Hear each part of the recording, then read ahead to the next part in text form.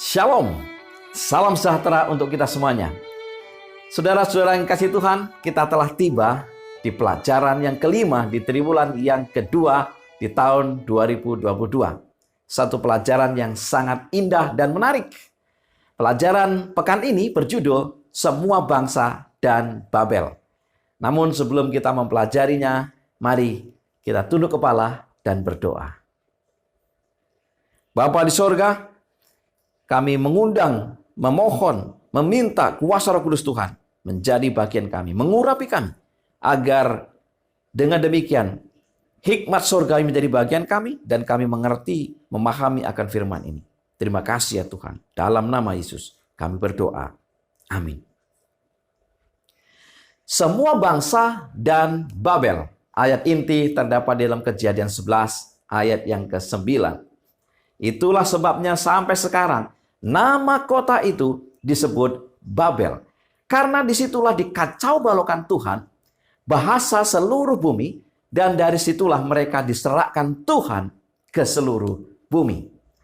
Saudara sekalian, air bah memberi kesempatan kedua kepada manusia untuk mengikuti Tuhan dan melayani Tuhan. Namun, masalah segera muncul. Kemabukan, tidak menghormati orang tua, mencari kemuliaan dan kekuasaan muncul di sana. Dan akhirnya pemberontakan terbuka terhadap Allah. Mari kita pelajari pelajaran ini. Di hari Minggu, kutuk kepada Ham. Kejadian 9 ayat 20 sampai dengan 21. Nuh menjadi petani. Dialah yang mula-mula membuat kebun anggur. Setelah ia minum anggur, mabuklah ia dan ia telanjang dalam kemahnya. Saudara sekalian, fermentasi buah bukanlah bagian dari ciptaan asli Tuhan. Apa yang dilakukan Nuh semata-mata karena menuruti keinginan hatinya. Akibatnya, ia kemudian kehilangan kendali diri.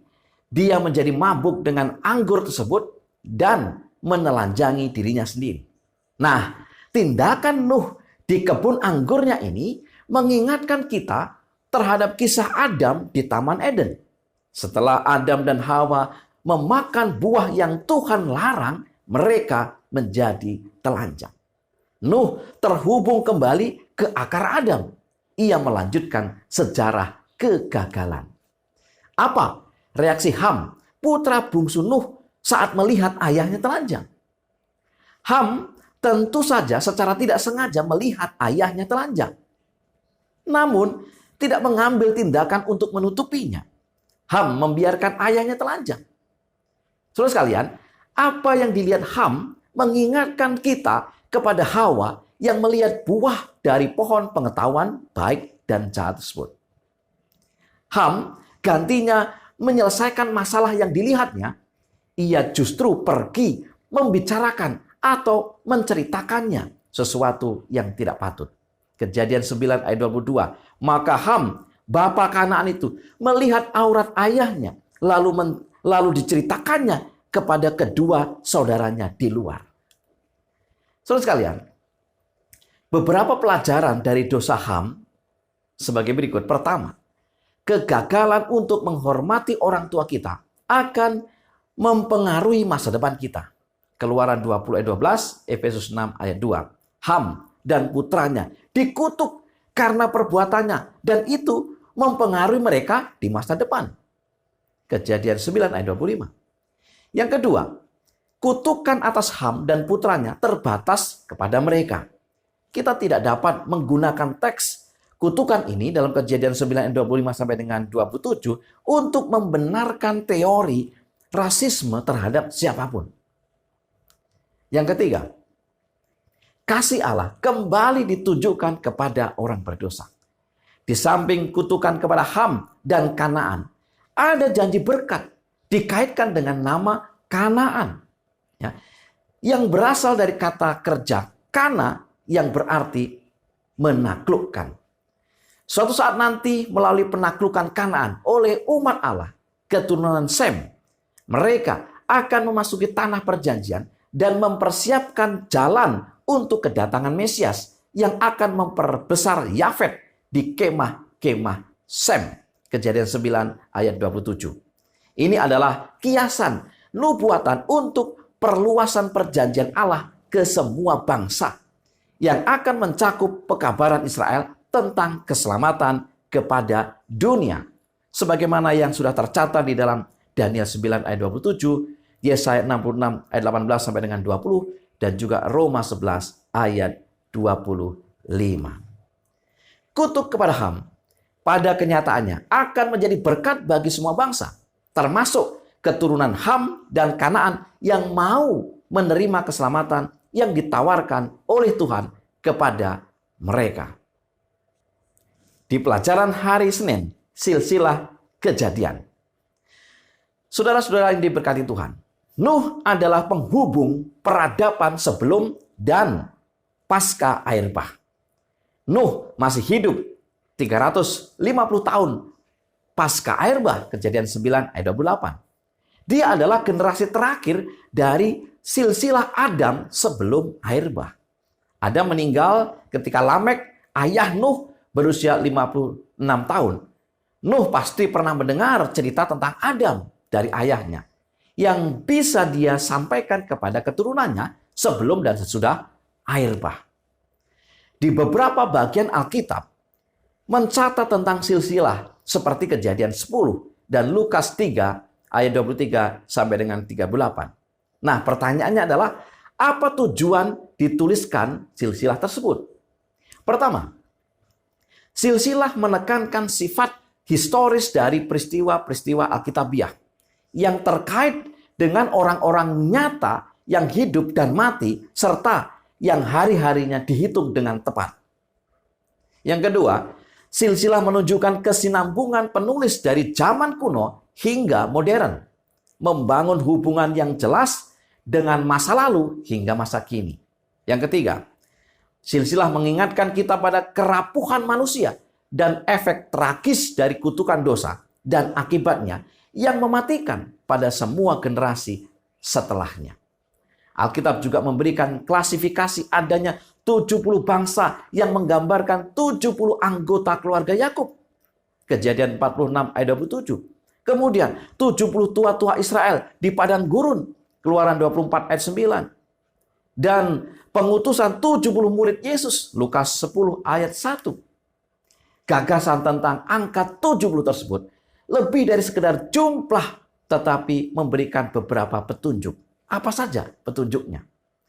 70 bangsa menekankan terwujudnya berkat dan janji Tuhan kepada Nuh untuk beranak cucu dan bertambah banyak serta memenuhi bumi. Kejadian 9 ayat 1. Selanjutnya, 70 tua-tua menyiratkan misi Israel terhadap segala bangsa. Ulangan 32 ayat 8. Ketika Sang Maha Tinggi membagi-bagikan milik pusaka kepada bangsa-bangsa, ketika ia memisah-misah anak-anak manusia, maka ia menetapkan wilayah bangsa-bangsa menurut bilangan anak-anak Israel. Dan berikut, pengutusan 70 murid Yesus juga dimaksudkan untuk misi menginjili bangsa-bangsa. Seluruh dunia, segala bangsa harus mendengar kabar baik tentang Yesus. Saudara sekalian, sejarah dunia diisi oleh orang-orang yang nyata. Mereka adalah tokoh-tokoh sejarah dari Adam hingga generasi selanjutnya. Masing-masing memiliki akses langsung kepada saksi yang mengalami dan yang memiliki ingatan pribadi akan peristiwa masa lalu. Daftar silsilah menunjukkan kaitan generasi yang satu kepada generasi yang lain. Matius 1 ayat 1 sampai dengan 17. Di pelajaran hari Selasa, satu bahasa. Tuhan berfirman kepada Nuh agar beranak cucu dan penuhi bumi. Itu berarti mereka harus menyebar ke seluruh bumi. Tetapi para pembangun Menara Babel merencanakan hal yang berlawanan dengan perintah Tuhan. Niat para pembangun Menara Babel dinyatakan di dalam Kejadian 11 ayat 4. Dikatakan di sana sebagai berikut. Juga kata mereka, marilah kita dirikan bagi kita sebuah kota dengan sebuah menara yang puncaknya sampai ke langit. Dan marilah kita cari nama supaya kita jangan terserak ke seluruh bumi. Ya, kalau di Menara Babel ada kata jangan terserak ke seluruh bumi, sedangkan rencana Tuhan adalah memenuhi bumi. Saudara sekalian, niat dan tindakan orang-orang ini dalam Kejadian 11 ayat 1 sampai dengan 4 menggemakan niat dan tindakan Tuhan dalam kisah penciptaan. Kalimat yang mereka gunakan adalah mereka berkata, marilah kita membuat, marilah kita cari nama. Pada semua kalimat yang mereka gunakan ini terkandung ambisi yang terdalam dari mereka, yaitu menyamai atau bahkan menggantikan Tuhan. Dan kita tahu siapa di balik semua yang mengilhami rencana ini. Dialah Lucifer yang telah diusir dari surga.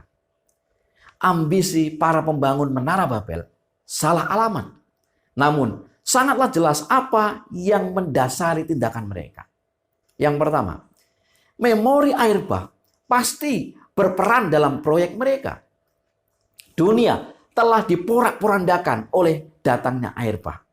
Yang kedua, mereka membangun menara tinggi untuk dapat terhindar dari banjir lain yang akan datang. Mereka lupa atau bahkan melupakan janji Tuhan dan tanda pelangi yang Tuhan berikan. Yang ketiga, ingatan tentang air bah telah dilestarikan dalam tradisi Babel, namun telah menyimpang dari maksud Tuhan.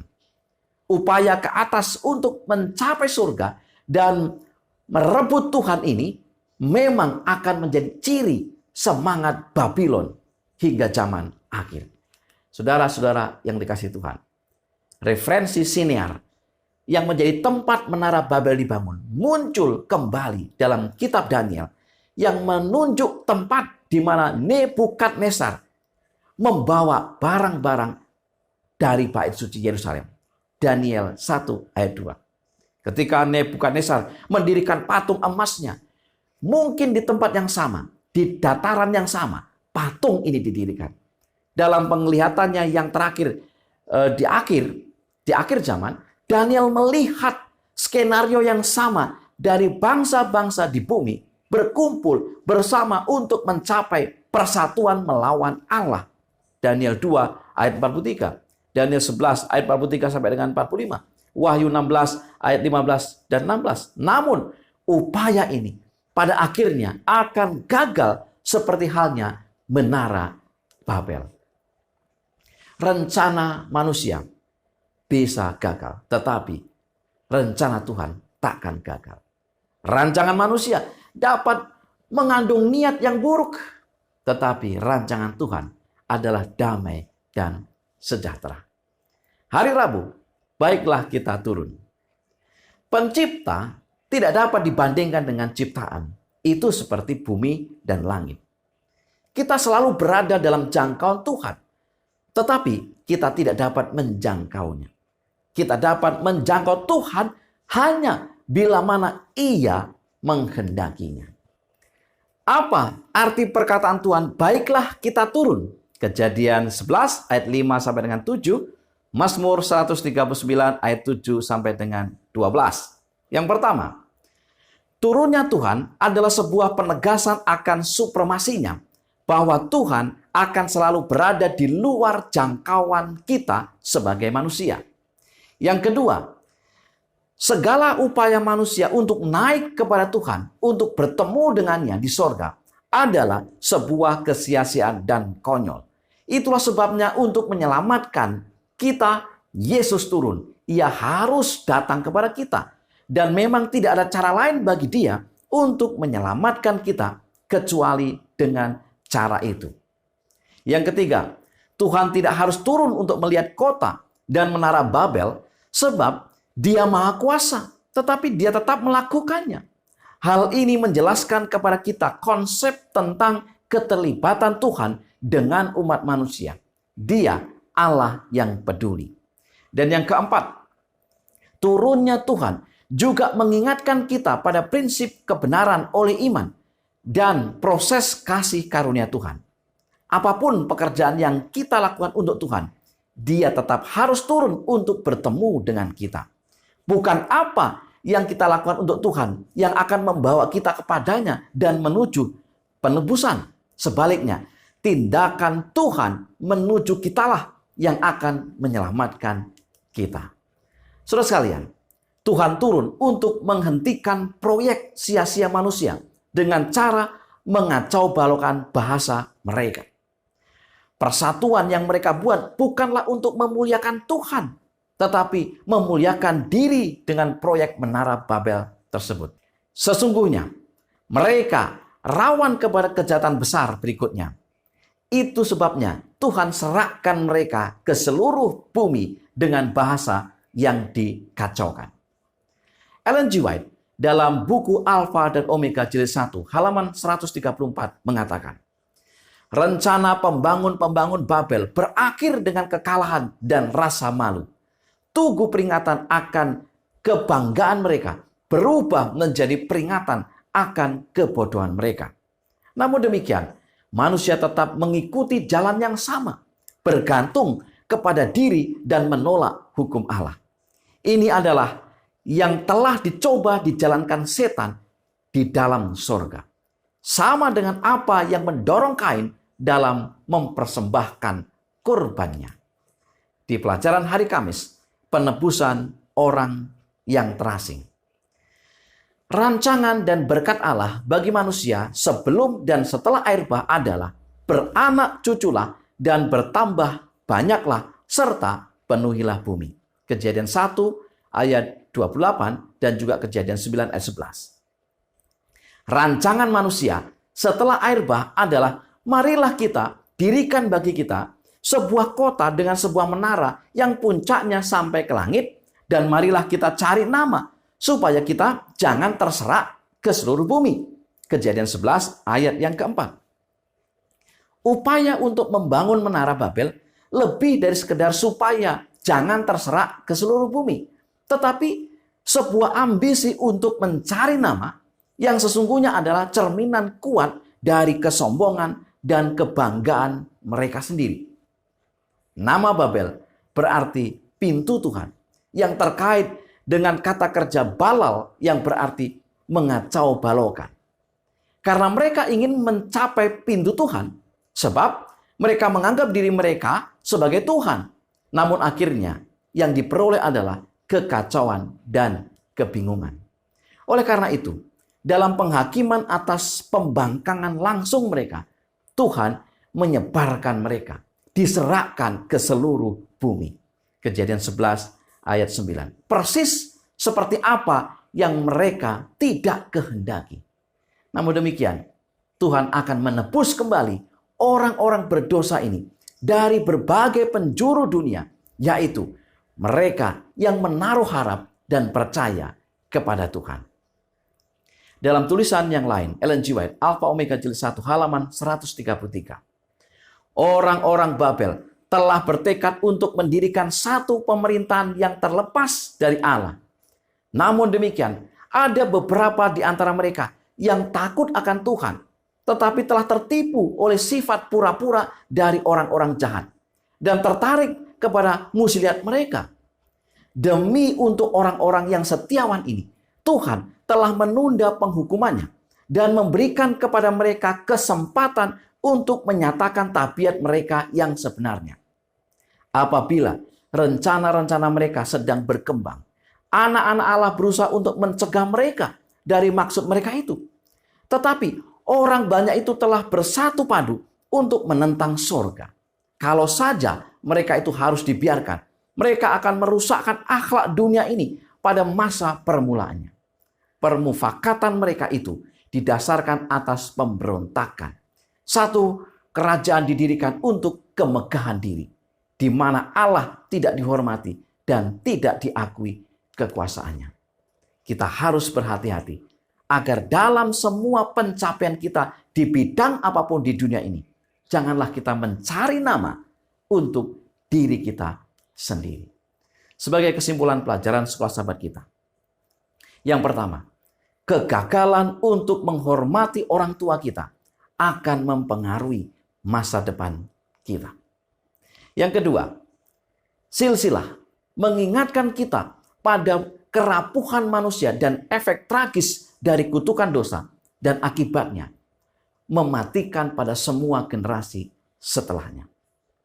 Yang ketiga, rancangan manusia dapat mengandung niat yang buruk, tetapi rancangan Tuhan adalah damai dan sejahtera. Yang keempat, kita selalu berada dalam jangkauan Tuhan, tetapi kita tidak dapat menjangkaunya. Kita dapat menjangkau Tuhan hanya bila mana Ia menghendakinya. Dan yang kelima, Tuhan akan menebus kembali orang-orang berdosa dari berbagai penjuru dunia, yaitu mereka yang menaruh harap dan percaya kepadanya. Saudara-saudara yang kasih Tuhan, itulah pelajaran sekolah Sabat yang bisa saya sampaikan pada saat ini. Biarlah kita terus berdoa, memohon kuasa Roh Kudus, karena kuasa Roh Kuduslah yang memberikan kepada kita pengertian untuk memahami akan firman ini. Mari kita tunduk kepala dan berdoa. Bapa di sorga, sungguh kami berterima kasih untuk firman yang begitu indah. Pelajaran yang menguatkan iman kami. Sekali lagi, biarlah melalui kuasa Roh Kudus-Mu, kami diberikan hikmat untuk memahami akan firman ini. Terima kasih ya Tuhan. Mohon berkat untuk seluruh umat-umat Tuhan dimanapun mereka berada. Dalam nama Yesus kami berdoa. Amin. Saudara-saudara yang kasih Tuhan, biarlah kita terus mempelajari firman Tuhan dengan sungguh-sungguh, dengan bergantung sepenuhnya kepada kuasa Tuhan. Tetap semangat, terus belajar sekolah Sabat, dan selama Sabat Tuhan memberkati kita.